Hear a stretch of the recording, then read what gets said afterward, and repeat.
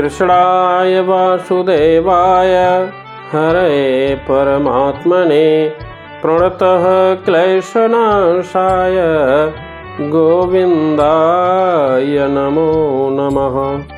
जय श्री कृष्ण। वेपथुश्च शरीरे में रोमहर्षश्च जायते गाण्डीवं सृंशते हस्तात् त्वच्चैव परिदह्यते न च शक्नोम्यवस्थातुं भ्रमतीव च मे मनः निमित्तानि च पश्यामि विपरीतानि केशव न च श्रेयोनुपश्यामि हत्वा स्वजनमाहवे न काङ्क्षे विजयं कृष्ण न च राज्यं सुखानि च।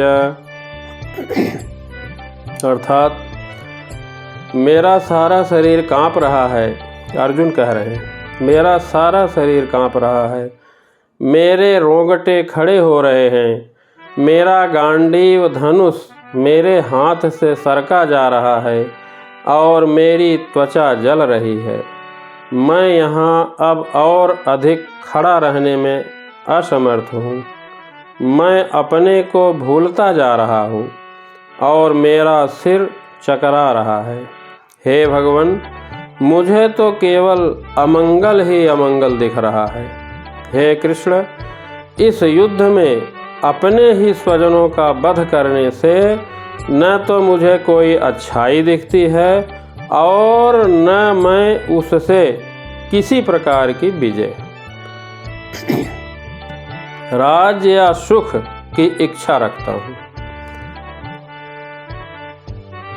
रोंगटे कब खड़े होते हैं?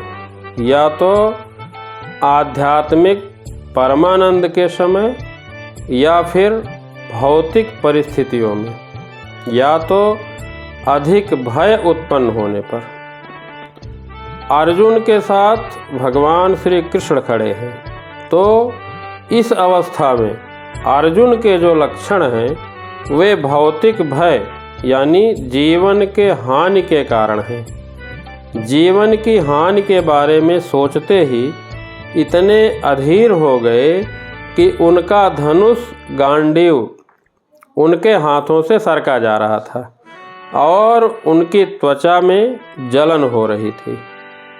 अर्जुन उस समय युद्ध भूमि में खड़ा रहने में असमर्थ थे और अपने मन की इसी दुर्बलता के कारण उन्हें आत्मविस्मृत हो रही थी। जब भौतिक विषयों में अत्यधिक आसक्ति हो जाती है तो मनुष्य ऐसी ही मोहमयी स्थिति में पड़ जाता है। जो मनुष्य भौतिक परिस्थितियों से ग्रस्त होते हैं उन्हीं को ऐसा भय और मानसिक असंतुलन उत्पन्न होता है। अर्जुन को उस समय हार जाने का डर था।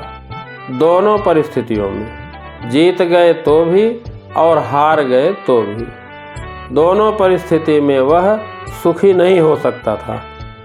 इस भौतिक जगत में जब मनुष्य को अपनी आशाओं में सिर्फ निराशा दिखती है तो वह सोचता है कि मैं यहाँ क्यों हूँ।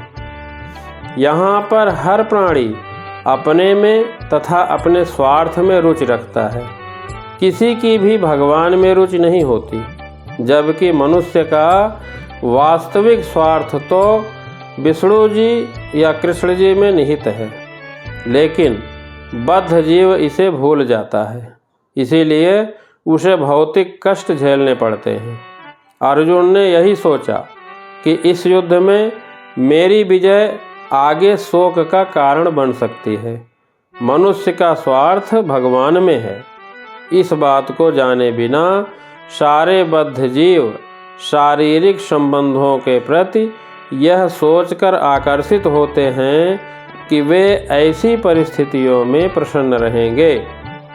ऐसी देहात्म बुद्धि के कारण वे भौतिक सुख के कारणों को भूल जाते हैं।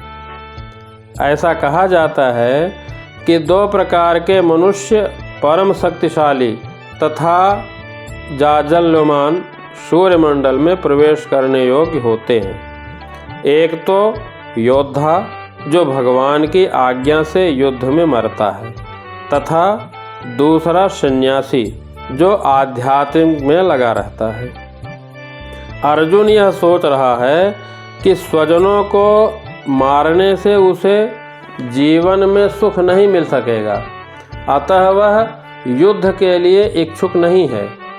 उसी प्रकार जिस प्रकार की भूख न लगने पर कोई भोजन बनाने को तैयार नहीं होता, अर्जुन ने बन जाने का निश्चय कर लिया और जहाँ वह एकांत में रह सके। पर क्षत्रिय होने के कारण उसे जीवन निर्वाह के लिए राज्य चाहिए, जो बिना युद्ध लड़े नहीं मिलने वाला है। अपने बंधु बांधवों से लड़कर अपने पिता के राज्य का उत्तराधिकार प्राप्त करना पड़ेगा, जिसे वह करना नहीं चाह रहा था। इसीलिए वह जंगल में एकांत में निराशा का जीवन बिताना चाह रहा था। जय श्री कृष्ण।